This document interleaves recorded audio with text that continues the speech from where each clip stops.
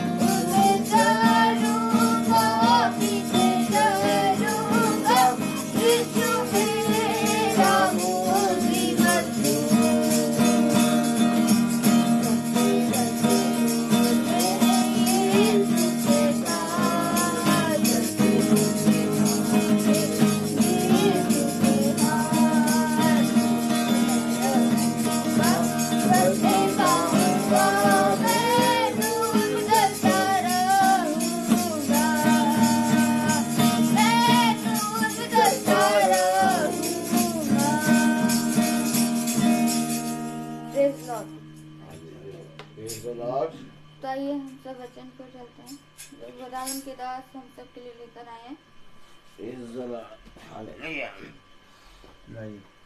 एक कोरस गाएंगे हम खुदावंद की स्तुति और महिमा में। हम एक कोरस गाएंगे। दादी के मोबाइल में चेक कर लो, आवाज आ रही है? नहीं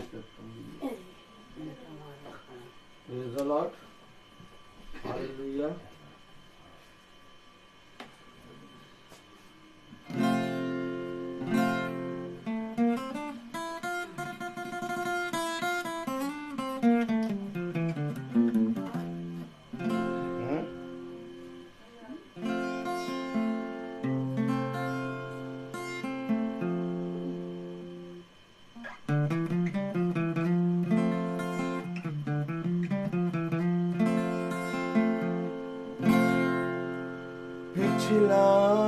सब भूल कर मैं आगे दौड़ा चलूं, जो मेरे लिए धन था उसको मैं त्याग दूं, कि मैं पाऊं उससे पुरस्कार। दौड़ा मैं जाऊं कि मैं पाऊं उससे पुरस्कार। दौड़ा मैं जाऊं, मैं जीऊं या मरूं, वो तेरे लिए है, तू मेरा प्रभु।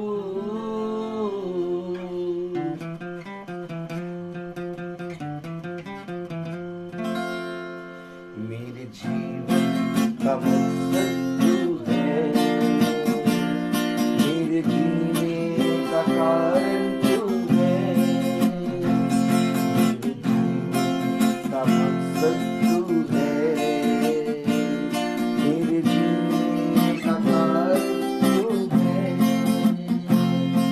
मैं जीऊं या मरूं, वो तेरे लिए है,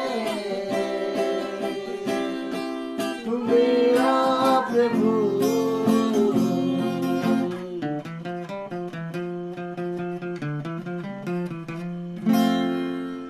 Praise the Lord।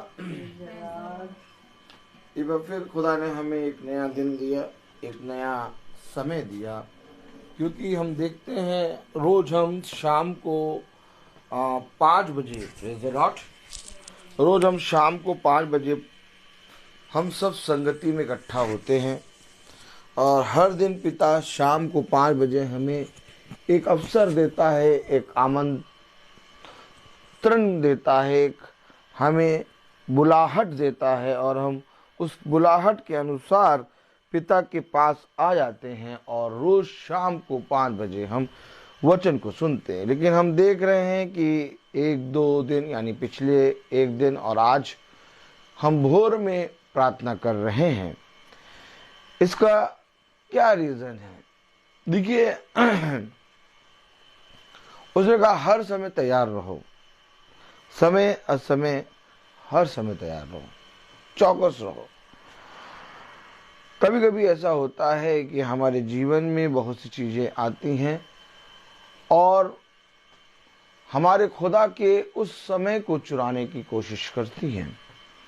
और आप देखते हैं यही कारण है कि बहुत तेरे लोग जो रोज मीटिंग करते हैं उनकी मीटिंग कैंसिल होती है, और वो अपनी मीटिंग कैंसिल करते हैं या ट्रैवल करते हैं तो कैंसिल करते हैं, या कहीं जाते हैं तो कैंसिल कर देते हैं, बादल गरजता है तो कैंसिल हो जाती है। तो इस तरह से कैंसिल होती है। लेकिन ये खुदा ने हमें एक भय का आत्मा दिया है, खुदा ने हमें एक सीख दी है कि मेरे वचन में बने रहो। कैंसिल नहीं हो सकती मीटिंग। हाँ, हम प्रभु के उस समय को जो प्रभु को देना है, वो संगति को जो हमें प्रभु के साथ संगति करनी है, उसको प्रभु ने कहा सुबह कर लो। आमीन। और फिर अपने उन कामों को जुट के कर लो। जो केसर का है वो केसर को दो, और जो प्रभु का है वो प्रभु को दो। प्रभु ने कहा दो, और वो जरूर से जरूर हमें काम करना है। और इस तरह से देखिए, आज तक इस महासभा में खुदा की दया से कोई भी ब्रेक नहीं हुआ। हालेलुया। और आज आपको मैंने बताया था, जैसा कि कल की एक स्कूल और है जहां मैं सिखाने जाता हूं, वहां आज और कल एनुअल फंक्शन है, और वो 4 बजे शुरू होगा, और मुझे वहां पर जाना होगा क्योंकि पूरा म्यूज़िक का अरेंजमेंट वहाँ पर करा गया है और उसको देखना होगा। तो इसलिए आज सुबह हम प्रार्थना कर रहे हैं। लेकिन आप सब बहुत ध्यान से सुने कि कल मंगल है और कल भी मुझे जाना है वहां पर। तो कल मंगल है तो मैं एक काम ये करूंगा कि वहां हमें 4 बजे जाना है। आज भी 4 बजे जाना है, कल भी 4 बजे जाना है। लेकिन मैं वहां 4 बजे कल नहीं जाऊंगा। Praise the Lord. मैं वहां थोड़ा लेट जाऊंगा भवन में प्रार्थना करने के बाद। लेकिन भवन में हम 4:30 बजे प्रार्थना शुरू करते हैं और मुझे वहां पर 4 बजे कल जाना है। इसलिए भवन में कल प्रार्थना हम जल्दी स्टार्ट करेंगे। Praise the Lord. और जब हम भवन में प्रार्थना जल्दी स्टार्ट करेंगे तो जितने भाई बहन हैं वो एक्टिव रहें। हो सकता है कि उनका स्कूल 2 बजे छूटे, हो सकता है कि उनका स्कूल 2:30 बजे छूटे, लेकिन एक दिन प्रभु में हम फुर्ती करें और जल्द से जल्द आने की कोशिश करें। और अगर नहीं आ पाते कोई बात नहीं, लेकिन हम भवन में प्रार्थना करेंगे। और भवन में हम प्रार्थना आपको हम बता दे रहे हैं, ठीक करेक्ट। भवन में प्रार्थना नहीं, प्रेज़ द लॉर्ड, हालेलुया। हम लोग प्रार्थना भवन में ठीक करेक्ट 3:15 पे शुरू कर देंगे। 3:15 पे हम भवन में प्रार्थना शुरू कर देंगे। 3:15 पे वर्शिप शुरू हो जाएगी। और क्योंकि 4 बजे मुझे वहाँ जाना है तो इसलिए मैं ये कोशिश करूँगा 5 बजे तक तो पहुँच ही जाऊँ वहाँ। तो 3:15 पे हम वर्शिप वहाँ शुरू करेंगे और वही 4:45 तक भवन में प्रार्थना ख़त्म हो जाएगी और हम मूव करेंगे। Praise the Lord. तो आपको मैंने टाइमिंग बता दिया है कि कल की भवन की प्रार्थना 3:15 पे शुरू हो जाएगी। Praise the Lord, hallelujah. आइए हम प्रभु के वचन में चलें। और प्रभु का वचन हमें बताता है कि हर समय तैयार रहो, उसकी संगति में बने रहो। आइए हम प्रभु के वचन को आदर और महिमा देने के लिए अपने स्थानों पर खड़े होंगे और निकालेंगे 2 कुरिन्थियों उसका 1 अध्याय।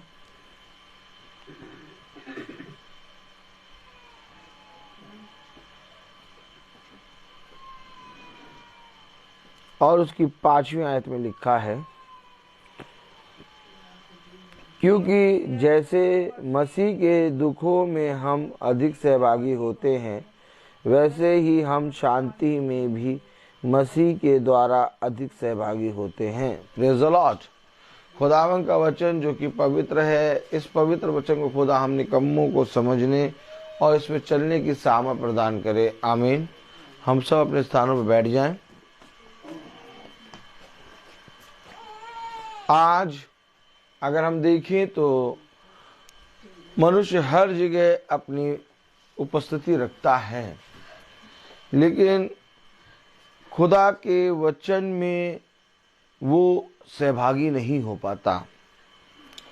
इसके पीछे एक सबसे बड़ा रीज़न है और वो रीज़न ये है कि मनुष्य अपने पापों के विषय में नहीं जानता। हमेशा याद रखिए, जब जिसका जितना ज़्यादा उद्धार होगा, प्रेज़ द लॉर्ड, हालेलुया, जिसका जितना ज़्यादा उद्धार होगा वो उतना ज़्यादा, प्रेज़ द लॉर्ड, हालेलुया, वो उतना ज़्यादा मेरे प्यारे भाई बहनों नर्म होगा, दीन होगा और अपने स्वामी के पास जाकर अपने उधार को और अपने लिए गए कर्ज को माफ़ करने के लिए बार बार जाकर स्वामी से विनती करेगा। देखिए, अगर आप बहुत ध्यान से देखिए कि एक घर में फरीसी गुरुवर को बुलाते हैं, है ना सृष्टि। फरीसी क्या करता है? गुरुवर को बुलाते हैं। और फरीसी के घर जब खुदावन यीशु मसीह जाते हैं तो वहां पर आप देखिए कि बहुत किस्म के फरीसी आए होते हैं, बहुत से लोग आए होते हैं, पूरा घर भरा होता है। बहुत ध्यान से सुनिएगा। और सब भोजन पर बैठ जाते हैं और गुरुवर भी बैठे रहते हैं,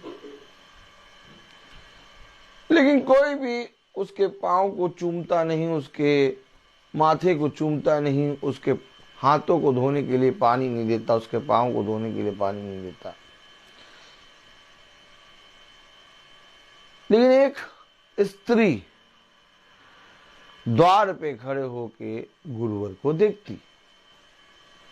अच्छा, जो द्वार पे खड़ी होती है उसको लोग जो अंदर बैठे होते हैं फरीसी लोग, वो उसको देख कर कहते हैं ओछी स्त्री, तुच्छ स्त्री, ये कैसी स्त्री आ गई यहाँ।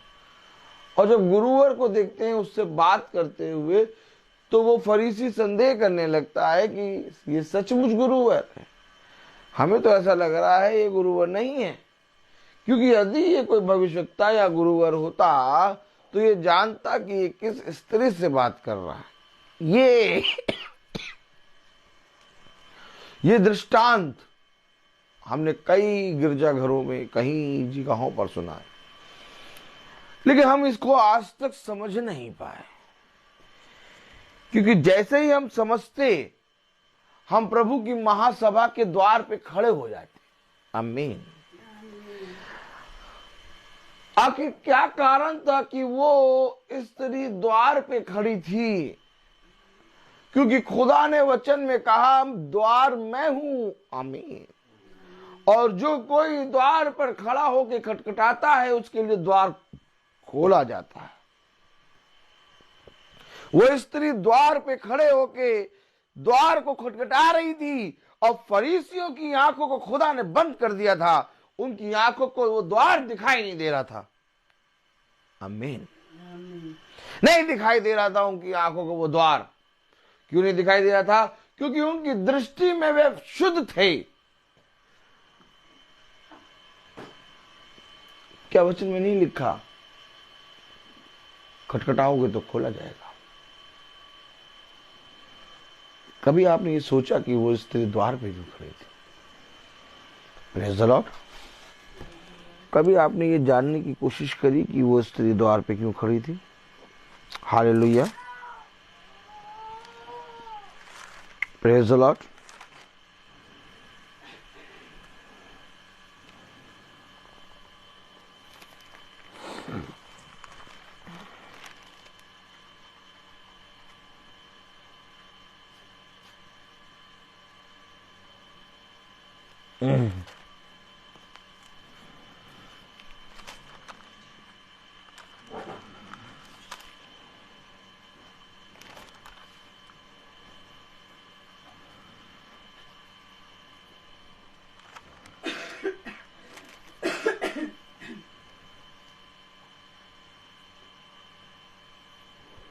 Praise the Lord. कभी आपने जानने की कोशिश करी कि वो द्वार जो है क्यों उस द्वार पे खड़ी थी? Praise the Lord, hallelujah.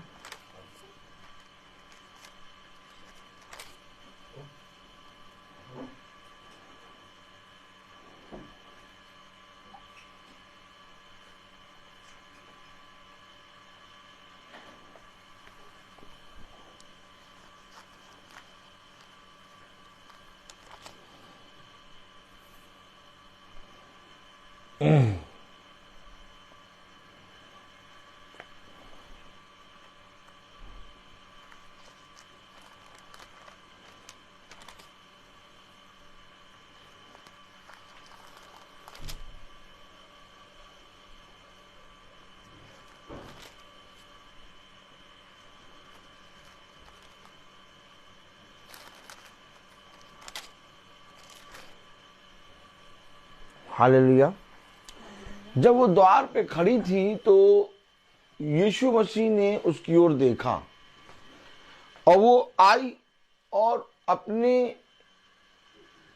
इत्र की शीशी को मसीह के पैरों पर उंडेल दिया और अपने आंसुओं से उसके पांव को पोंछने लगे।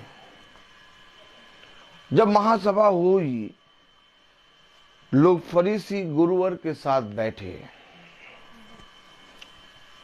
और उन्होंने गुरुवर को हाथ पांव धोने के लिए पानी नहीं दिया।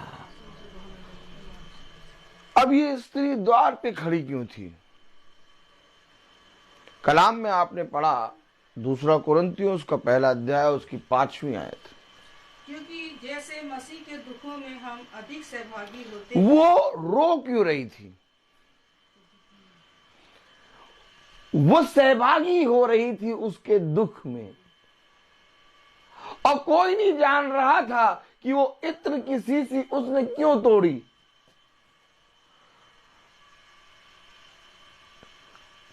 यहूदा इसके तो कह रहा है इतना महंगा इत्र, इसको हम बेचकर उसाते हैं, गरीबों को खाना खिला देते हैं। आज लोग यही कर रहे हैं, गरीबों को खाना खिला रहे हैं। गुरुवर ने कहा तुझे नहीं मालूम कि ये इत्र उसने मेरे मृत्यु की निशानी के लिए तोड़ा है। तो क्या वो उसकी मृत्यु को देख रही थी? आमीन। और कोई जना उसकी मृत्यु को नहीं देख पा रहा था, क्योंकि वो दुख में सहभागी होने आई थी। आज जब महासभा होती है, आज जब प्रार्थना सभा होती है, तो ये प्रार्थना सभा, ये महासभा इसलिए नहीं कि आपके घर में शांति आ जाए या आप बहुत बढ़ जाए या आपके घर में कोई भी रोग ना रहे। नहीं, इन बातों से ऊपर आ जाओ, क्योंकि गुरुवर ने कहा कि जब तुम्हारे घर में खुदा का अनुग्रह आएगा, जब तुम्हारे घर में खुदा की सामर्थ आएगी, और जब मेरा बल बहुत तायत से तुम पर आएगा, तो ये अवश्य कि ये सारी चीजें जाती रहेंगी। उसने कहा इन सारी वस्तुओं की खोज में ना रहो कि हम क्या खाएंगे, क्या पिएंगे, क्या पहनेंगे, कहां जाएंगे। तुम्हारा स्वर्गीय पिता जानता है कि तुम्हें क्या क्या चाहिए, और तुम्हारे आवश्यकता के अनुसार वो तुम्हें सब कुछ देना जानता है। यदि खोज में रहो तो स्वर्ग के वचन की। मेरे प्यारे भाई बहनों, वहां फरीसी लोग बैठे थे, लेकिन किसी ने उसके दुख में सहभागी होना नहीं चाहा। सब ने ज्ञान को बटोरना चाहा, और खुदा ने अपने उस दुख को, अपने उस समझ को उन ज्ञानवानों से छुपा लिया। Praise the Lord। उसके दुख में सहभागी होना। क्यों रो रही थी वो? ऐसी कौन सी घटना हो गई थी कि कोई स्त्री रो रही थी? कोई नहीं रो रहा था वहां। जब फरीसी लोग बैठे थे वहां कोई नहीं रो रहा था। स्त्री क्यों रो रही थी? और इतना रो रही थी, इतना रो रही थी कि उसने अपने आंसुओं से उसके पांव को धोया और अपने बालों से उसके पांव को पोंछा। आप बताइए क्यों रो रही थी? आप जब महासभा में बैठते हैं, आप जब प्रार्थना सभा में बैठते हैं, आप रोते हैं नहीं? लेकिन कभी कभी कहीं ना कहीं, किसी न किसी जगह पे महासभा को सुनते सुनते हमारे आंसू आते हैं, और ये रोना मसीह के सामने होता है।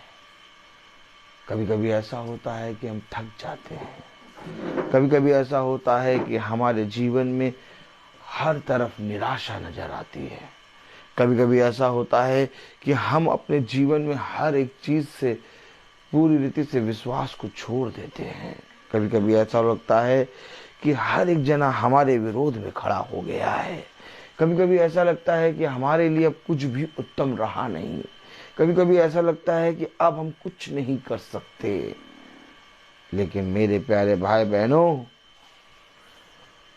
जब हम खुदा के वचन में बैठते हैं तो खुदा कहता है डर मत, इधर उधर मत ताक, क्योंकि मैं तेरी सहायता करूंगा। ये वो खुदा है जो आपके हर एक घटी को बढ़ती में बदलने की सामर्थ्य रखता है। तो विश्वास करो। कलाम में क्या लिखा, वचन में क्या लिखा? 2 कुरिन्थियों उसका पहला अध्याय और उसकी 5वीं आयत में, क्योंकि जैसा मसीह के दुखों में हम अधिक सहभागी होते हैं। जब तुम उसके दुख में अधिक सहभागी होगे। अब जब दुख में सहभागी होना, यानी कि कोई जना उसकी मृत्यु को नहीं देख पा रहा था, लेकिन उस मरियम मगदलीना ने उसकी मृत्यु को देखा। इसलिए उसने उस इत्र की शीशी से पूरा इत्र उसके पांव पर उंडेल दिया। यीशु मसीह ने कहा ये इत्र उसने मेरी मृत्यु के लिए उंडेला है। हमेशा याद रखना, उसके दुख में सहभागी थी वो मरियम मगदलीना।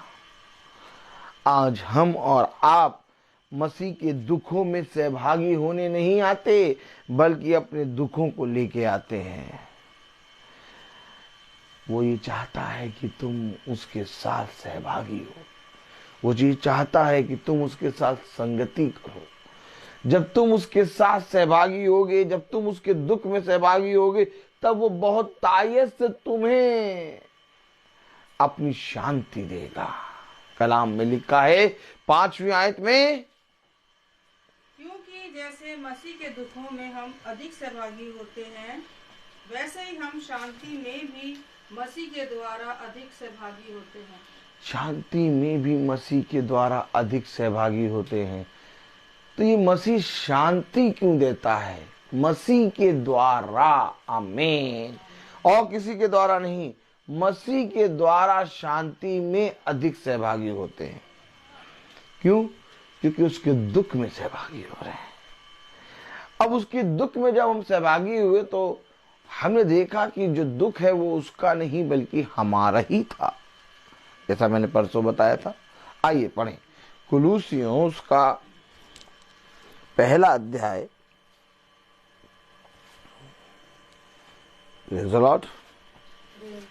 कुलूसियों उसका पहला अध्याय और उसकी 24वीं आयत पढ़ें। अब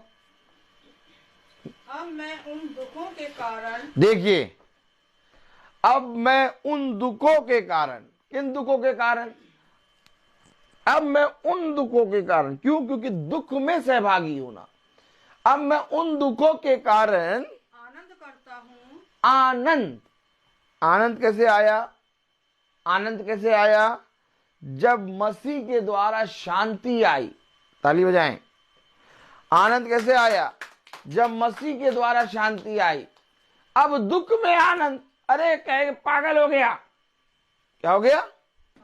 पागल हो गया। पागल, इसको मालूम नहीं क्या दुख है। अरे दुख में कोई आनंद रहता है? अरे हंस रहा है यार ये तो।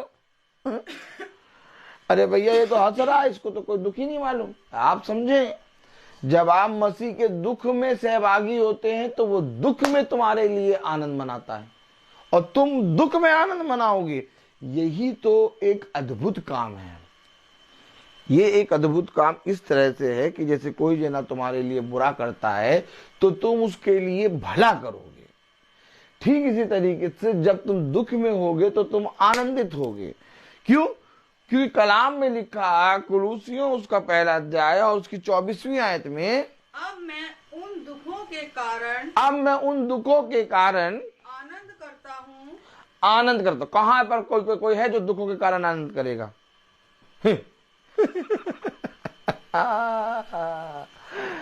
सब चाह रहे थे, फरीसी लोग चाह रहे थे कि गुरुवार हमारे बारे में बोले, है ना।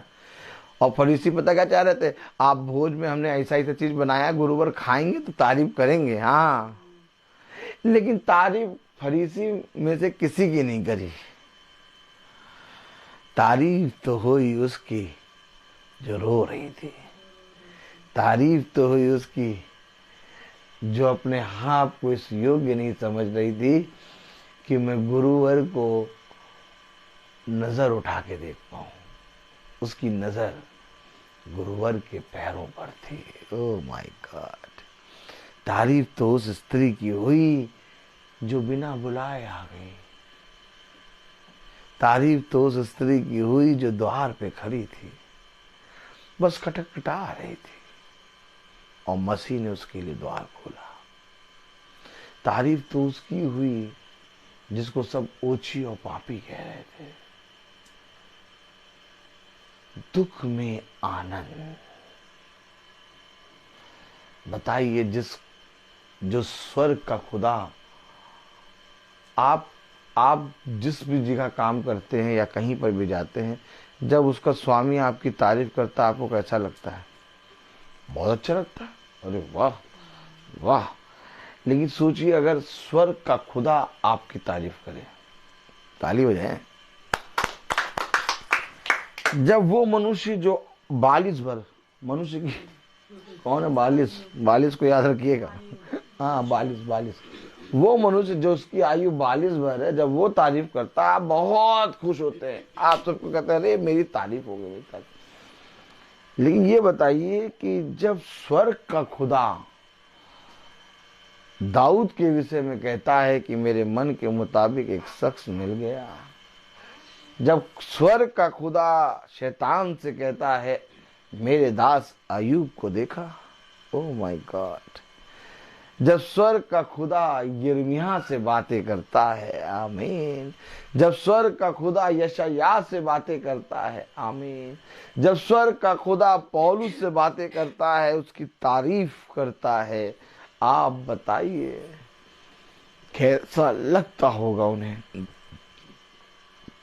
इसी तरीके से स्वर्ग के खुदा ने कहा मैं तेरे घर आया परंतु तूने मुझे पानी तक ना दिया, तूने मेरे माथे पर चुंबन नहीं किया, लेकिन देख जब से ये आई है तब से मेरे पाँव पर रो रो के अपने आंसुओं से मेरे पाँव को धो रही है और अपने बालों से पोंछ रही है और अपने होठों से मेरे पाँव को चूम रही है। देखो समझो, ये तारीफ उस स्वर्ग के खुदा ने उस स्त्री की जिसे मनुष्य जाति ऊंची और पापी समझ रहा था करी। उसने उसके पांव की चौकी देख ली और उसने अपने खुदा की तारीफ करी। उस दुख में उसको आनंद आ गया। उस दुख में जिस पीड़ा में वो पड़ी थी, वो जानती थी कि मैं बहुत ज्यादा पापी हूं, मैं बहुत ज्यादा व्यभिचारिणी हूं, मैं इस योग्य नहीं हूं कि मैं गुरुवर को छूं। लेकिन जब गुरुवर ने उसकी ओर देखा तो उसके अंदर आनंद आया, आमीन। जब गुरुवर ने उसको देखा तो उसके दुख में एक आनंद आ गया। कलाम में लिखा, वचन में लिखा, कुलुस्सियों उसका पहला अध्याय उसकी 24वीं आयत, अब मैं उन दुखों के कारण वो दुख जो उसकी उस स्त्री के जीवन में बने थे, पूरा नगर उस स्त्री से बात नहीं करता था। क्यों? क्योंकि वो व्यभिचारिणी थी। लेकिन लोग रात में छुप छुप कर उसके पास आते थे। वो अपने दुख में, अपनी पीड़ा में बहुत ज्यादा परेशान थी। लेकिन कलाम बताता, वचन बताता, अब मैं क्या कह रहा, अब मैं उन दुखों के कारण आनंद करता हूँ। अब जब खुदा ने उसकी ओर देखा तो उसने समझ लिया कि अब मेरे आनंद का समय आ गया है, आमीन। अब उसने ये नहीं देखा कि मैं फरीसियों के बीच में हूँ, उसने ये नहीं देखा कि मैं फरीसी के घर के द्वार पे खड़ी हूँ, मैं भीतर नहीं जा सकती, मैं वहां कैसे जाऊं जहां गुरुवर बैठे हैं, लोग देखेंगे क्या कहेंगे, ये सब नहीं, क्योंकि उसके जीवन में आनंद आ गया। उस आनंद में वो उछलती कूदती आकर मसीह के पैरों में गिर गई। था दुख, लेकिन दुख में आनंद आ गया, क्योंकि जो उसके साथ दुख में सहभागी होता है, मसीह के द्वारा उसे अधिक शांति में सहभागी होना होता है।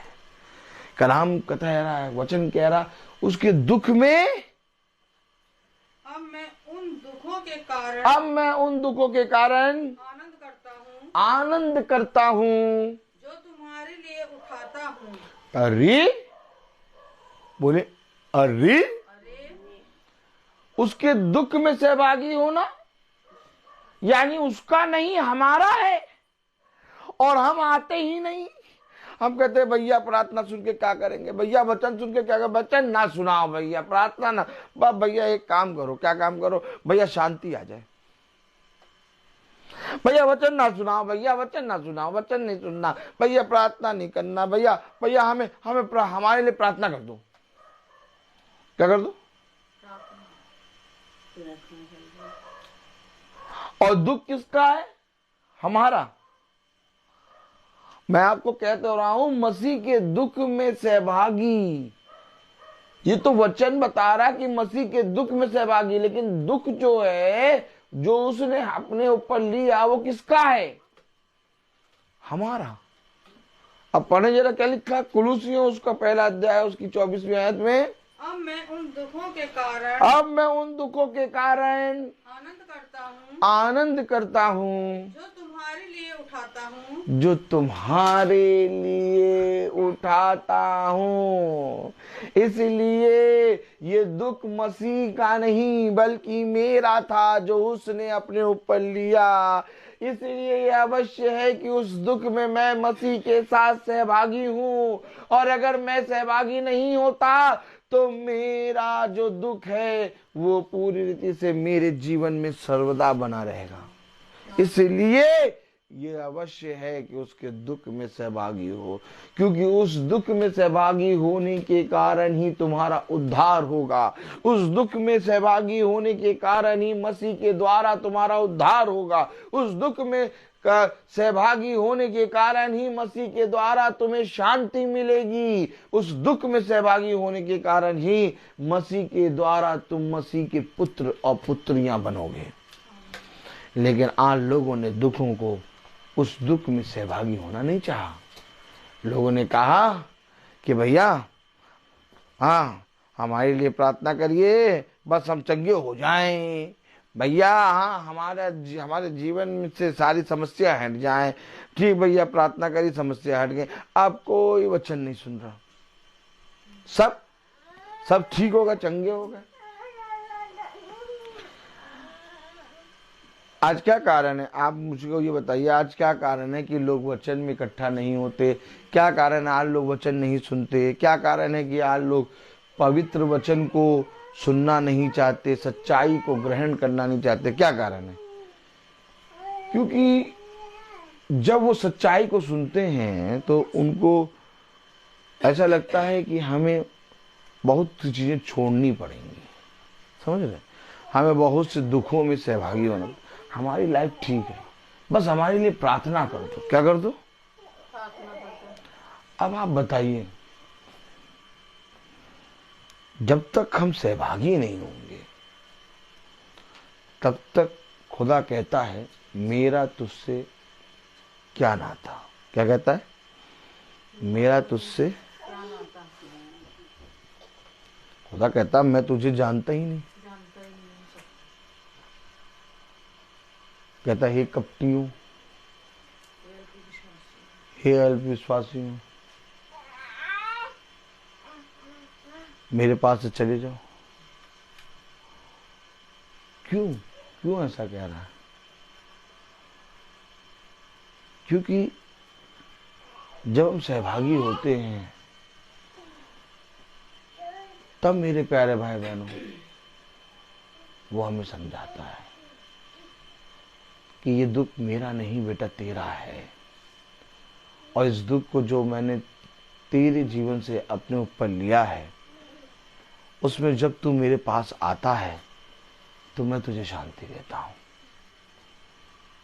इस वचन को आज कोई इस रीति से समझ नहीं पाया। सबने कहा बस कि फरीसी ने चुम्बन नहीं लिया और उस स्त्री ने चुम्बन लिया पैरों पर। नहीं, वो द्वार पे खड़े खटखटा रही थी और वो ये जानती थी कि ये दुख जो उस पर आने वाला है वो उसका नहीं बल्कि मेरा है। वो जानती थी कि ये पाप जो मैंने करे हैं, मैंने जितना इस पृथ्वी पर रह के व्यभिचार किया है, उस सब व्यभिचार का पाप इस निष्कलंक खुदावन यीशु मसीह ने अपने ऊपर ले लिया। इसलिए वो आके खड़ी हो गई। और आज जो कोई ये जानेगा कि मैंने पाप किया वो वचन को सुनेगा। आज जो कोई ये जानेगा कि मैं पापी हूं वो महासभा में बैठेगा। आज जो कोई जानेगा कि नहीं मुझे उद्धार की आवश्यकता है, नहीं मुझे शुद्ध होने की आवश्यकता है, नहीं मेरे जीवन में पाप है और इस पाप को दूर करने का सामर्थ केवल खुदा के लहू में है, और उस लहू से मुझे अपने आप को पवित्र करना है, मुझे पिता के वचन को जानना है, मुझे खुदा के वचन में परिश्रम करना है, खुदा की सेवा में मुझे बहुतायत से बढ़ना है, खुदा के मार्ग पर मुझे चलना है, खुदा के वचन पे मुझे मन लगाना है, खुदा का भय मुझे मानना है। जैसा खुदा ने कहा वैसा करने के लिए मुझे चौकसी करना है। ये आप तब कर पाएंगे जब आप अपने आप को पापी समझेंगे। लेकिन आज कोई ऐसा नहीं कर रहा, क्यों? क्योंकि वह अपनी दृष्टि में पवित्र है, वह सब अपनी दृष्टि में शुद्ध है।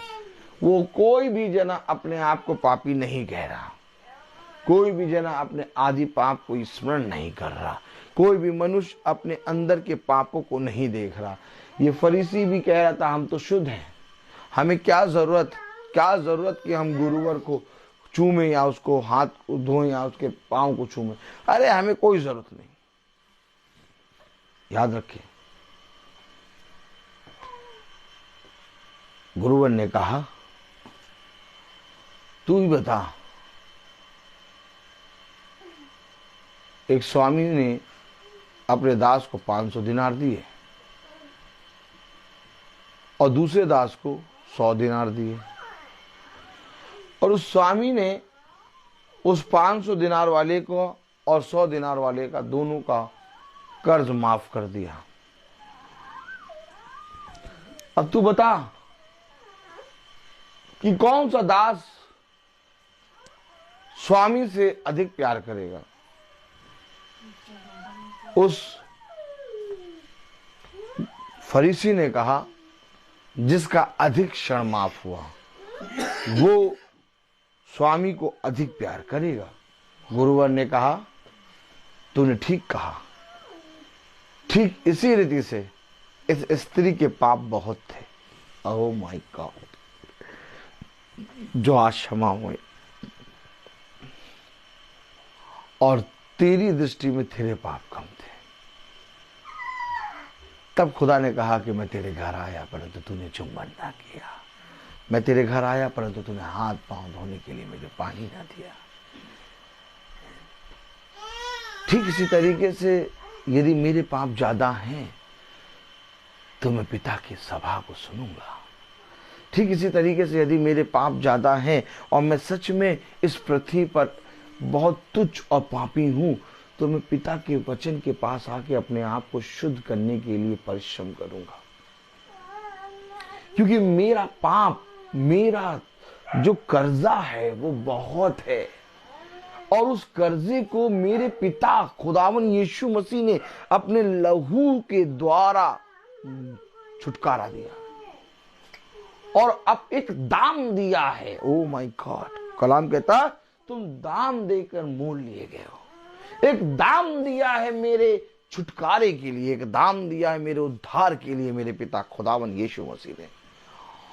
और इसलिए मैं कर्जदार हूं, मैं पापी हूं, और इसलिए मैं कहीं ना कहीं किसी ना किसी समय में प्रार्थना जरूर करता हूं। मैं छोड़ता नहीं, मैं आ जाता हूं, मैं कहता हूं प्रभु मैं इस योग्य नहीं कि मैं तुझसे झूठ बोलूं, या तो मैं ये कहूं कैंसिल, या तो ये कि मेरे पास समय नहीं, मैं कुछ नहीं कर सकता। सबसे पहले मैं प्रार्थना करूंगा और उसके बाद मैं कहीं जाऊंगा। हमेशा याद रखो, मैं कर्जदार हूं, मैं पापी हूं, और जब तक इस पृथ्वी पर हूं मैं पापी हूं। क्योंकि मुझे, जब तक मैं इस पृथ्वी पर हूं, मुझे अपने पिता खुदावन यीशु मसीह की सामर्थ की, और उसके बलवंत दाहिने हाथ की और उसकी आत्मा की जरूरत है। और मैं इसीलिए अपने पिता के वचन में चलता हूं, इसलिए मैं अपने पिता के वचन में बना रहता हूं। इसलिए वो दुख मेरे पिता के नहीं बल्कि मेरे हैं। जैसा कलाम में लिखा, अब मैं उन दुखों के कारण आनंद करता हूं जो तुम्हारे लिए उठाता हूं, और मसीह के कलेशों की घटी उसकी देह के लिए अर्थात कलीसिया के लिए अपने शरीर में पूरी करता हूं। कलीसिया के लिए,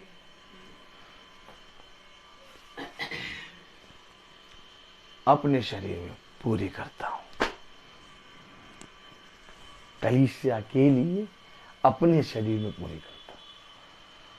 तुम्हारे लिए, जो तुम्हारे थे, जो कलीसिया के पाप थे, जो कलीसिया, एक सच्ची कलीसिया जो पाप में घिर गई, उस पाप, उस दुख को मसीह अपने शरीर में उठाता है। अब वो सच्ची कलीसिया जो गिर गई और उसके पाप को जब मसीह ने अपने शरीर पे उठाया, तो एक बार वही कलीसिया फिर से सच्ची डालियों के समान सच्ची कलीसिया बनकर दाखलता से जुड़ेगी। आमीन। जो सच्चा होगा, ऐसा नहीं कि पिता हमें उठाएगा नहीं, उठाएगा। जो वो कह रहा ना, अपने शरीर पे उठाता हूँ कलीसिया के लिए। क्या कह रहा? Praise the Lord. कह रहा है कलीसिया के लिए अपने शरीर में पूरी करता हूँ, अपने शरीर में पूरी करता हूँ कलीसिया के लिए। जरूरी है, अवश्य है। अब जब कलीसिया के लिए पिता अपने शरीर में पूरी करता है तो ये अवश्य है कि कलीसिया को भी उसकी उस परिश्रम में, उस दुख में सहभागी होना है, तब शांति मिलती है। हर चीज का एक समय होता है। मैं बोलता बहुत हूँ, तो आइए हम प्रार्थना में चलेंगे। और मेरा निवेदन है कि पापा प्रार्थना में अगुवाई करें। मेरे परमेश्वर, परमपिता परमेश्वर, हम आपका धन्यवाद करते हैं कि प्रभु जी आपने हम लोगों को इस लायक रखा कि हम आपके वचन में बैठ सके और सुन सक रहे हैं।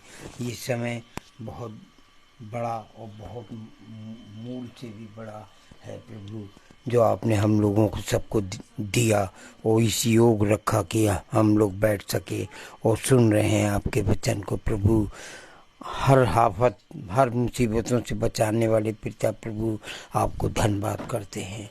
सब जो काम बिगड़े हों सब प्रभु तू ठीक कर दे।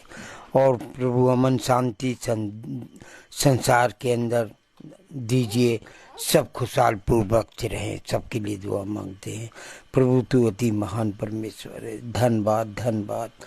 और जो वचन यहाँ घर में बोला गया, इसके ऊपर भी बड़ी आशीष और कृपा दीजिए और हमारे बच्चों के आने जाने में और हर परेशानी में मदद करें। प्रभु के नाम से मांगते हैं, आमीन। यीशु मसीह के नाम में, आमीन।